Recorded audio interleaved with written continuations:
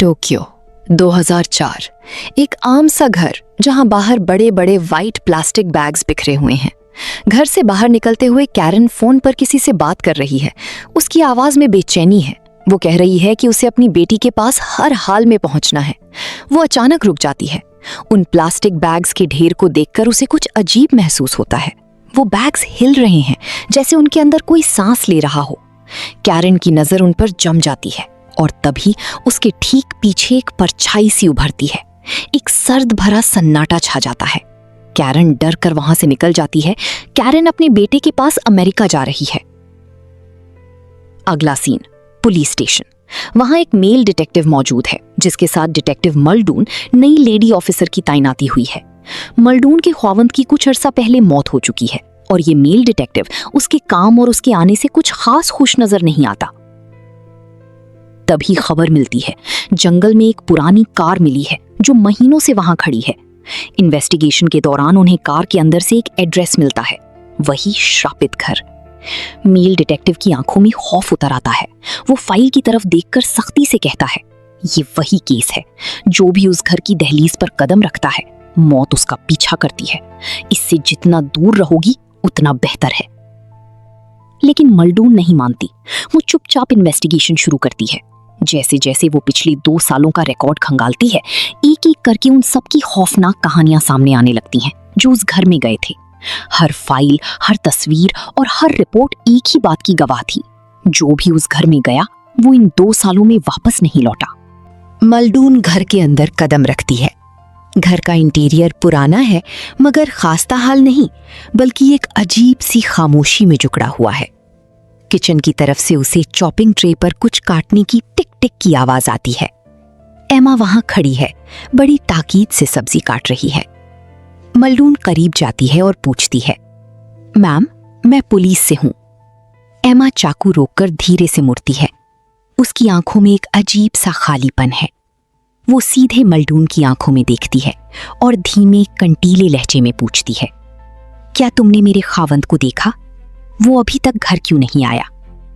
मल्डून कुछ कहती, उससे पहले ही एमा बदहवास होकर मल्डून का हाथ पकड़ लेती है। उसका ग्रिप लोहे जैसा सख्त है।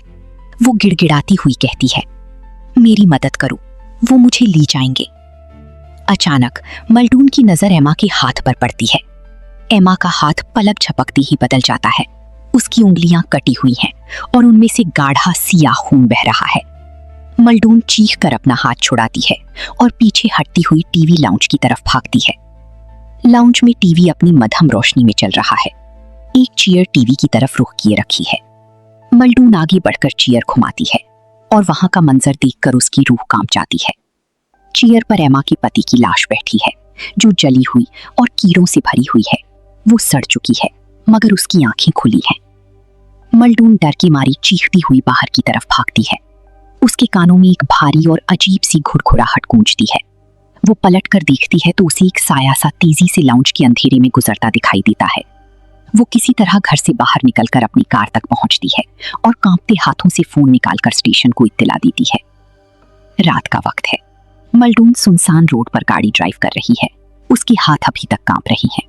अचानक हेडलाइट्स की रोशनी में सड़क के बीचों बीच वही बदरू कयाको खड़ी दिखाई देती है। मल्डून ब्रेक लगाने की कोशिश करती है, मगर कार कंट्रोल से बाहर हो जाती है।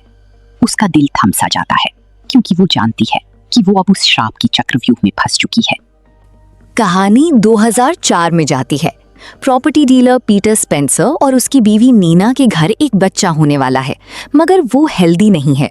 पीटर उसी घर में जाता है ताकि फियोना से कुछ जरूरी पेपर साइन करवा सके। घर खाली लग रहा होता है, लेकिन दरअसल उस वक्त फियोना की बदरू वहीं थी।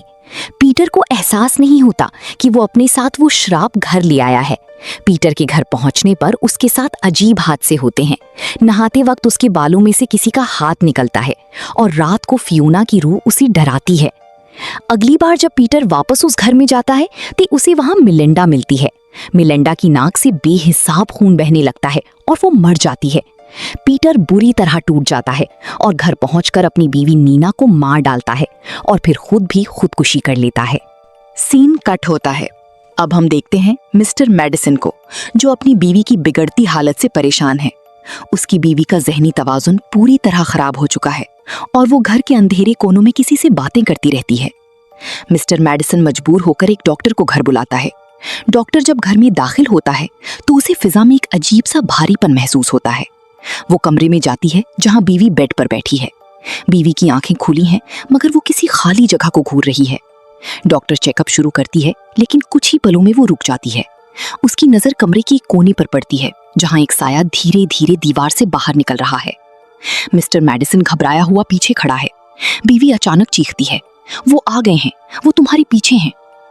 डॉक्टर वहां रुकने से साफ इनकार कर देती है। वो कहती है, मैं इस हालत में इलाज नहीं कर सकती, ये होश में नहीं है। लेकिन मिस्टर मैथिसन की गिड़गिड़ाहट और आखिरी रिक्वेस्ट पर वो रात भर वहीं रुकने के लिए मान जाती है। रात को कुछ जरूरी सामान लेने के लिए वो मार्केट जाती है। वहां भी माहौल बदला हुआ है। हर मोड़ पर उसे वही बच्ची दिखाई देती है जो हर जगह उसका पीछा कर रही है।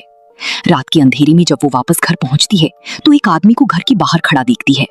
वो खौफजदा होकर अंदर भागती है और मैथिसन को बताती है, बाहर कोई खड़ा है।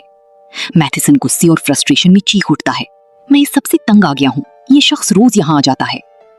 मैथिसन फौरन उसी डिटेक्टिव को फोन लगाता है। सीन शिफ्ट होता है। वो वही डिटेक्टिव है जो आज 2006 में डिटेक्टिव मल्डून को ये पुरानी दास्तान सुना रहा है। डिटेक्टिव बताता है कि कैसे वो अपने उस दोस्त को घर से निकालने के लिए गया था, लेकिन रास्ते में उस दोस्त ने अचानक खुद को गोली मार ली थी। वापस 2006 में, मगर इस श्राप का अंजाम बुरा होता है। फेथ ने विलियम को मार डाला होता है और लॉर्ना वहां से भागती है, लेकिन रास्ते में उसका कार एक्सीडेंट हो जाता है और वो भी मर जाती है। वापस 2006 में डिटेक्टिव मल्डून अब उस श्राप की लपेट में आ चुकी है।